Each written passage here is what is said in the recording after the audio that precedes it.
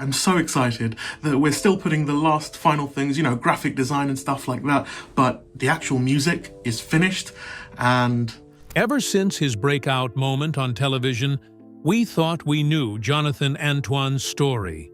But his latest confession reveals an awful, deeply unsettling truth about his time on Britain's Got Talent that is incredibly difficult to swallow. He is finally pulling back the curtain on the industry's dark secrets, exposing the hidden cruelty behind that viral success. This begs the ultimate question: what exactly happened to Jonathan behind closed doors that made him secretly dread the very moment he became a superstar? We are breaking down every shocking detail step by step. Join us to find out. The mismatched duo that stunned Simon Cowell. When Jonathan Antoine stepped onto the stage of Britain's Got Talent in 2012, no one knew his voice would captivate audiences as much as it did. But while he went on to win second place and build a chart-topping career, his recent revelations about his experience behind the scenes have been nothing short of terrifying and shocking. The glittering public image of that viral audition concealed a deeply unsettling reality that he was privately enduring. The world was first introduced to him as part of a school-aged vocal duo from Essex, UK, alongside Charlotte Giaconelli. At their first-round audition, 16-year-old Charlotte was dressed smartly in a blazer, while 17-year-old Jonathan wore a brown Jimi Hendrix t-shirt and baggy jeans. They looked like an unlikely operatic pairing, prompting Judge Simon Cowell to say, "Just when you think things couldn't get any worse," as they walked on stage. However, their performance of The Prayer completely changed the room. Jonathan's operatic tenor voice blended with Charlotte's pop vocals, quickly bringing the crowd to their feet and earning high praise from the judges. They made it to the final that season, placed second, and immediately secured a $1 million recording contract, releasing their debut album together later that year.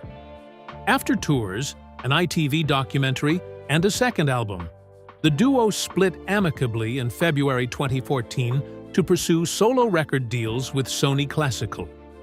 Jonathan's solo career took off rapidly with a UK tour, an invitation from Placido Domingo to perform at the iTunes Festival and concerts in the United States. His debut solo album, Tenore, released in October 2014, topped the classical charts. He followed this with his second album, Believe, in 2016 and continued to perform internationally, including a 2019 concert series in Canada, where he sang Nessun Dorma publicly for the first time. He later collaborated with songwriter Diane Warren, leading up to the release of his 8th studio album, Speaking to You, in March 2026. Yet, while this timeline suggests a smooth rise to solo success, Jonathan's recent confessions pull back the curtain on a much darker reality. Quick interruption. I think this will mean something to a lot of you watching. If one of your parents experienced memory decline, researchers now know the biological mechanism behind it. Not genetics, not inevitable aging, a specific system in the brain that gets progressively blocked, and that researchers have found 6 direct ways to restore. Go to brainresearchreport.com, or it's linked in the description below. If this touches close to home, it's exactly the kind of information you've been looking for. Back to the video now. The sudden exposure to extreme television fame did not heal the young singer. Instead, it triggered an internal crisis that made him secretly dread the platform that made him a superstar. After leaving the show, Jonathan threw himself completely into his solo career, building an independent path outside of the reality television framework. He began an extensive pre-release tour across the UK, which led to a personal invitation from Placido Domingo to perform at the closing concert of the 2014 iTunes Festival. From there, he expanded his reach internationally, launching a solo career in the United States with high-profile performances at the Muhammad Ali Celebrity Fight Night across Arizona, California, and Florida. His musical journey continued to expand with the release of his debut solo album, Tenore, which hit shelves on October 13, 2014. Packed with a selection of classic songs and traditional arias, the album was produced by Anna Barry, known for her work with classical giants like Andrea Bocelli and José Carreras. The project earned critical acclaim, with reviewers highlighting him as a major new talent on the vocal scene. He kept this momentum going by adding unreleased tracks for international download through Amazon and iTunes in time for Mother's Day in 2016. By August 2016, he released his second album, Believe, showcasing his vocal versatility by combining Puccini arias with a version of Leonard Cohen's Hallelujah and new music co-written with British classical composer Chris Broom. This artistic growth led to his first solo U.S. concert at the Fred Kavli Theater in California in 2018, followed by a three-part concert series in Canada titled Beyond the Curtain in June 2019, where he performed Nessun Dorma publicly for the first time. His career after the show remained highly collaborative, including a 2021 release of Diane Warren's song EOC Scene and a 2022 artist share recording project called By Request, the Diane Warren Songbook, Vol. 1. This continuous dedication to his independent craft ultimately led to the release of his 8th studio album, Speaking to You, in March 2026. By shifting his focus entirely to his music and personal development after his departure from the series, Jonathan successfully built a lasting legacy on his own terms, highlighting the real story of what he was up to once the television cameras finally stopped rolling. But long before he was dropping independent studio albums and commanding international concert stages, Jonathan was just a shy kid from Essex, trying to find his footing. In fact, the powerful operatic voice that would eventually stun the world was nurtured in a quiet school music room, where a dedicated teacher helped an insecure teenager conquer his deepest fears. From Hainaut Schoolboy to Young Musician of the Year, long before that viral audition made him a household name, the foundation of his incredible talent was quietly being built back home in Essex.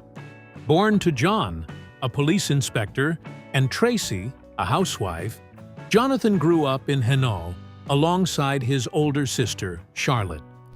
At just 11 years old, his life completely shifted when he started at West Hatch High School in Chigwell and crossed paths with singing coach Jenny Ewington and head of music Jeanette Brown. Jonathan immediately felt a spark, taking lessons with Mrs. Ewington and finding her guidance deeply nurturing and inspirational, and the start of a fantastic friendship.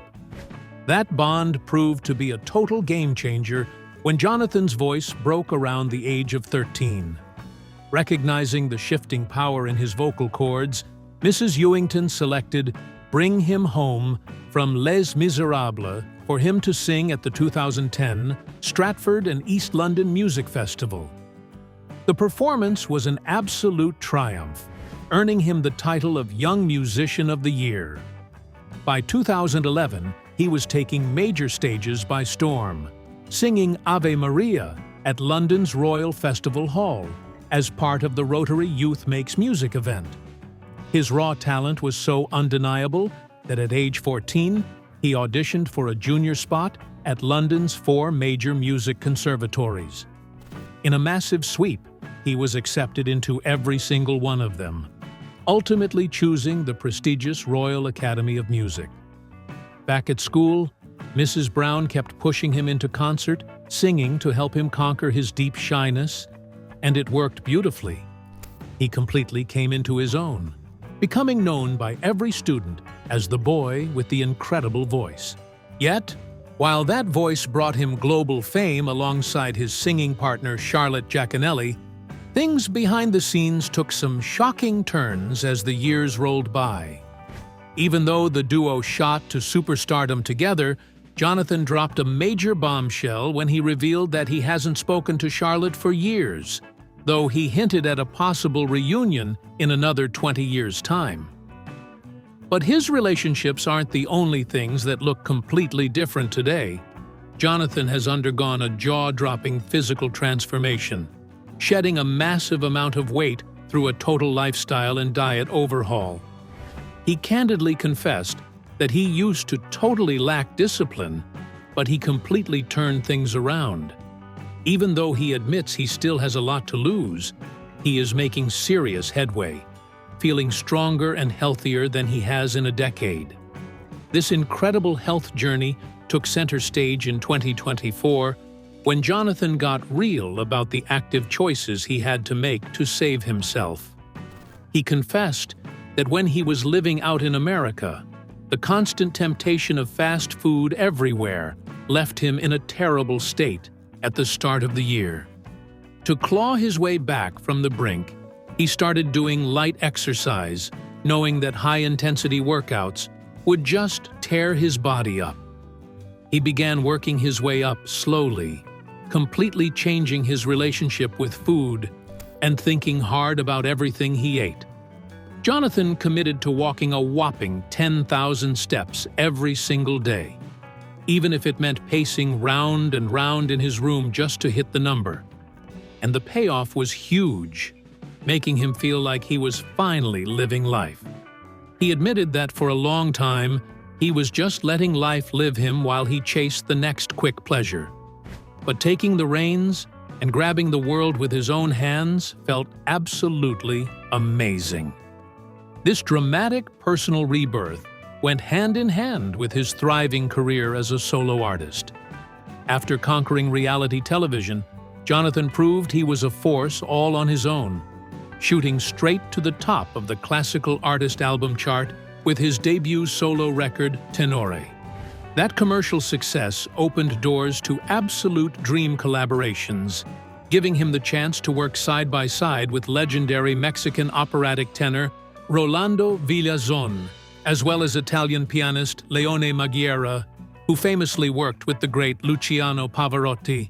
But the most liberating moment of his entire journey came when Jonathan shared a deeply personal health update with Australia's Sunrise program. He revealed that he was officially diagnosed with autism, speaking publicly about it for the very first time. He described the diagnosis as incredibly liberating, reflecting on how difficult it was to spend 28 years of his life completely in the dark. For Jonathan, finding out wasn't about making an excuse for his past, but finally getting a clear explanation for the heavy hardships he faced. An administrative answer that made his survival and ultimate success feel incredibly gratifying. But while his recent personal transformation and solo success have given him a fresh lease on life, the terrifying truth is that he almost didn't survive long enough to experience it.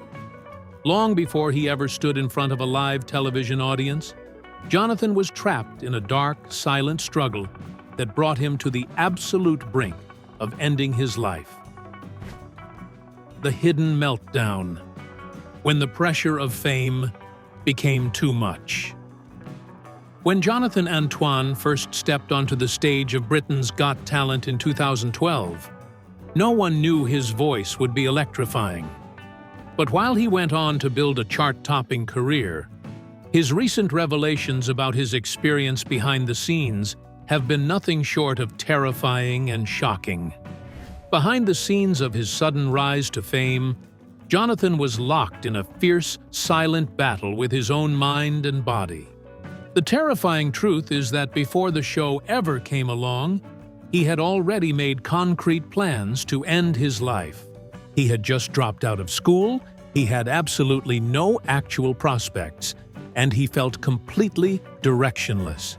He was in such a dark place that he genuinely believes he would not be here at all today if the show, and particularly Simon Cowell, had not picked him up out of the dirt at the very right moment and saved him from suicide. Speaking to metro.co.uk about his time on the talent show and what life was like before his audition, He explained, "I always had the idea that if I auditioned on BGT that it would be like the ugly duckling story. It's not an insult to myself, but it's public perception, and it's a thing I have learned." This painful reality was deeply connected to his struggles to survive a traditional school environment where trying to fit in had become an impossible task. "I was in a super dark place at the time," he told metro.co.uk. "I had dropped out of school because I couldn't handle it, and I couldn't interact with people. I was super lonely." The roots of this pain went back to his childhood, where he faced severe bullying and weight problems that started when he was only 4 years old. School was an absolute nightmare, because people constantly treated him like he was completely different. In a particularly cruel moment in year 4, another student actually sat on top of him just to see how much he weighed, an event that stayed with him for a very long time. Because he was neurodivergent, school was incredibly hard for him. He was dealing with severe depression and felt totally isolated, desperately looking around him for any kind of real connection. Long before that viral audition made him a household name, the foundation of his incredible talent was quietly being built back home in Essex. Born to John, a police inspector, and Tracy, a housewife, Jonathan grew up in Hainault alongside his older sister, Charlotte. At just 11 years old, his life completely shifted when he started at West Hatch High School in Chigwell and crossed paths with singing coach Jenny Ewington and head of music Jeanette Brown. Jonathan immediately felt a spark, taking lessons with Mrs. Ewington and finding her guidance deeply nurturing and inspirational, and the start of a fantastic friendship. That bond proved to be a total game-changer when Jonathan's voice broke around the age of 13. Recognizing the shifting power in his vocal cords, Mrs. Ewington selected Bring Him Home from Les Miserables for him to sing at the 2010 Stratford and East London Music Festival. The performance was an absolute triumph, earning him the title of Young Musician of the Year. By 2011, he was taking major stages by storm, singing Ave Maria at London's Royal Festival Hall as part of the Rotary Youth Makes Music event. His raw talent was so undeniable that at age 14, he auditioned for a junior spot at London's 4 major music conservatories. In a massive sweep, he was accepted into every single one of them, ultimately choosing the prestigious Royal Academy of Music. Back at school, Mrs. Brown kept pushing him into concert, singing to help him conquer his deep shyness. And it worked beautifully. He completely came into his own, becoming known by every student as the boy with the incredible voice. To make things even more complicated, Jonathan was forced to navigate the massive machine of reality television while completely blind to his own neurodivergence. He always felt different from everyone else, but he did not get an official autism diagnosis until 2022, which he finally spoke about publicly last year. This meant he had to deal with the bright studio lights, the screaming crowds, and the intense pressure of a show entirely without knowing why his brain worked the way it did. He admits you can lose yourself in the reality TV machine a little bit, but there was also a pleasantness to becoming part of something bigger than yourself. The pressure cook of fame eventually caused a massive internal explosion. In 2014, right as he was launching his independent solo career at the age of 21, Jonathan suffered a severe emotional breakdown. At the time, he had absolutely no idea what was happening. But he now knows it was actually a massive autistic meltdown. He simply could not keep up with the intense, non-stop demands of the new music routine he found himself in, and he constantly wondered why everything felt so much harder for him than it did for other people. His mother always suspected he was on the spectrum too, and as Jonathan notes, moms always know. Even today, Jonathan openly admits that his depression is not something that has just magically disappeared or evaporated from his life. He still takes daily medication to manage his mental health, and he relies heavily on his tight-knit family to keep him grounded. His mother Tracy, his father John, and his sister Charlotte, who now acts as his manager, have been his absolute lifeline. They have seen him at his absolute lowest points, and he confesses that he will never be able to fully repay them for the ways they have protected him and taken care of him when he was at his lowest. Having his family manage his career has taken a huge amount of stress away because they actually care and want the absolute best for him. Yet, while that voice brought him global fame alongside his singing partner, Charlotte Giaconelli, things behind the scenes took some shocking turns as the years rolled by.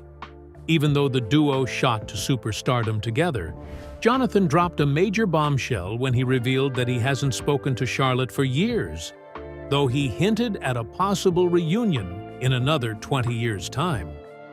But his relationships aren't the only things that look completely different today. Jonathan has undergone a jaw-dropping physical transformation, shedding a massive amount of weight through a total lifestyle and diet overhaul. He candidly confessed that he used to totally lack discipline, but he completely turned things around. Even though he admits he still has a lot to lose, he is making serious headway, feeling stronger and healthier than he has in a decade. This incredible health journey took center stage in 2024 when Jonathan got real about the active choices he had to make to save himself. He confessed that when he was living out in America, the constant temptation of fast food everywhere left him in a terrible state at the start of the year. To claw his way back from the brink, he started doing light exercise, knowing that high-intensity workouts would just tear his body up.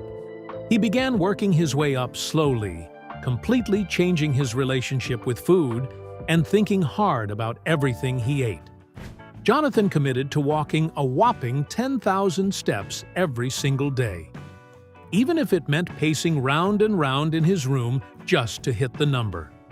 And the payoff was huge, making him feel like he was finally living life. He admitted that, for a long time, he was just letting life live him while he chased the next quick pleasure. But taking the reins and grabbing the world with his own hands felt absolutely amazing. Yet, throughout every single one of these terrifying personal battles, singing became his ultimate superpower and his literal lifeblood.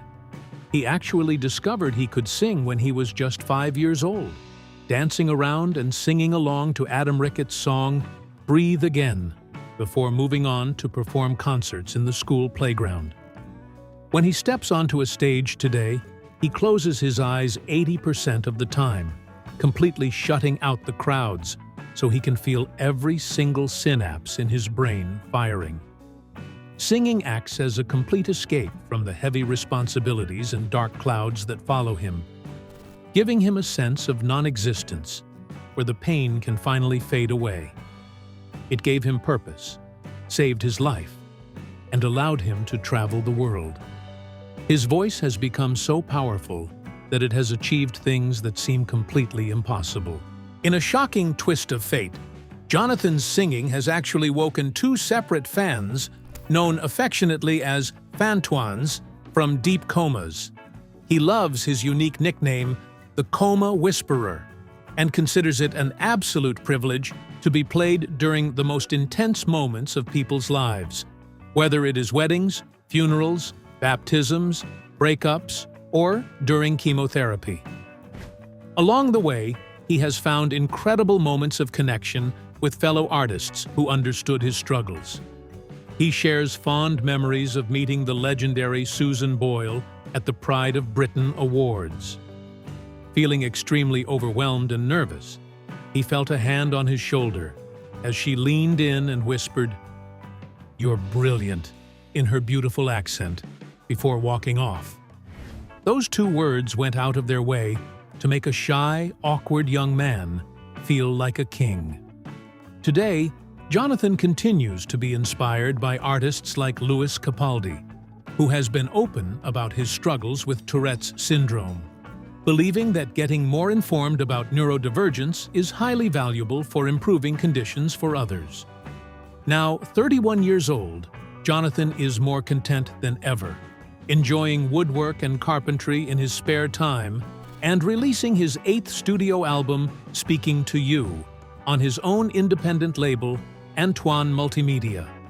Looking back at his early career, he reflects on his relationship with Simon Cowell, calling him a funny and interesting man. He recalls a meeting at the Psycho offices where Cowell walked in with a cigarette between his fingers long after indoor smoking had been banned, proving he owned the floor and could do what he wanted. Yet, Jonathan notes that Cowell always made you feel like you were the most important person in the room, a skill Jonathan has tried to adopt himself. Though their paths have diverged since his days as the youngest tenor to ever score a #1 album, Jonathan has successfully taken the reins of his own life, proving that he didn't just survive the dark side of fame, but completely conquered it on his own terms.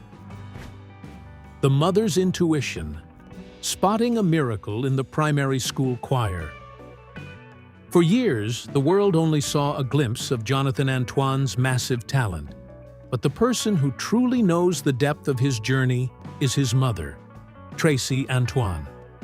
Long before he became a household name, Tracy first realized her son could sing when he was just a young boy at primary school. He had joined the local choir, and it immediately became impossible to miss his gift. His voice naturally soared completely above everybody else in the room, prompting other parents to constantly stop Tracy just to tell her how incredible her son's voice was. When Jonathan later asked for formal singing lessons upon starting high school, his parents instantly agreed. As Tracy recalls, that beautiful, mature classical voice was just suddenly there. Coming from a family that was completely outside of any musical or theatrical background, she viewed her son as a bit of a miracle. Before finding a national platform, Jonathan's severe shyness and lack of confidence kept him entirely isolated from the world. He actually quit his A-level studies completely before teaming up with his singing partner, Charlotte Giaconelli. Tracy remembers a time when Jonathan would constantly hide himself away under a big, baggy jumper and could hardly bring himself to go outside the house. However, his life-changing run in the talent competition completely turned things around, vastly improving his everyday confidence and overall happiness. Tracy noted a massive change in his entire personality, explaining that he became a completely different person after that very first audition. The experience helped him enormously and showed him that there were plenty of nice people out there in the world. Suddenly, the boy who used to hide in oversized jumpers was proudly putting on a Superman t-shirt and confidently heading off to public shopping centers. Seeing him so genuinely happy was wonderful for Tracy, who always believed that singing was obviously what her son was meant to do because he makes people so incredibly happy whenever he performs. Even as his career skyrocketed, Tracy knew he would never change his grounded nature, joking that he would still be the same down-to-earth person walking along the street with a simple plastic carrier bag.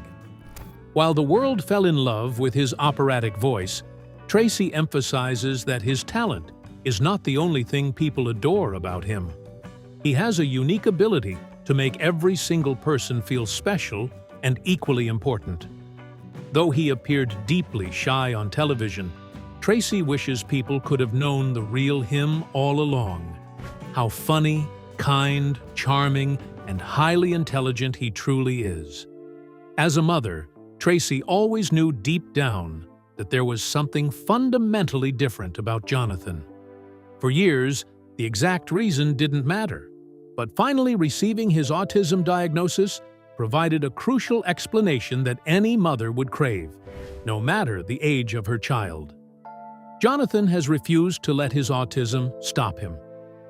Navigating the music industry as a neurodivergent singer in his specific genre is not easy, but he completely refuses to fit into a corporate box.